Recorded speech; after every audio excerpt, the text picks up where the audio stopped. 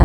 าธุมื้อนี้วันสิ้น15ค่ำเนาะแม่แก้วพาย FC มาตักบาตรเอาบุญนำกันเด้อเบิดทุกผู้ทุกคนบ้านโพนสวัสดิ์เนี่ยกุฏิก็ไกลสิแล้วละเด้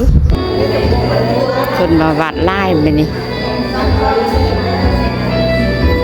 เป็นไปเที่ยวจีนมาแล้ววะไม่ได้ไปบ่ไปเวียดนามแบบไม่ได้เปลี่ยนโปรแกรมมันเลยไม่ได้ไปแม่นวะป้าเธอเอามักเธอเรียนมาถวายครูบานะแซ่บเนาะสมพอจริงๆสมพอมันเทถังเอาหม้อมการนำครอบครัวของในเดือนอุ่นโสภานำบันไดนำธนบัตรปัจจัยสวยสารพุทธินิพพานจำนวน20,000 กีบหรือว่า200,000 กีบนะ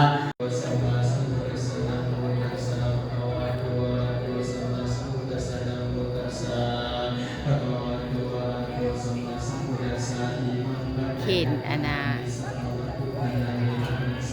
พ่อแม่ครูบาอาจารย์เนาะคือว่าผู้ละสอ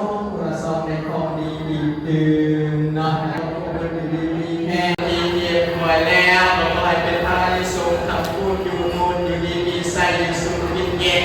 ให้ครอบครัวลูกหลานมันมีอายุมันควันยืนนันเถิด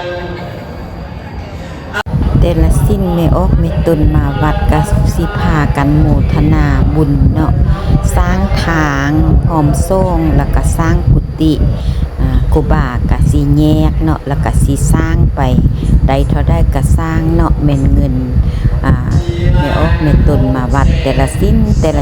ก็สิได้มาสร้างทางสร้างกุฏินี่แหละสาธุอนุโมทนาได้บุญนำกัน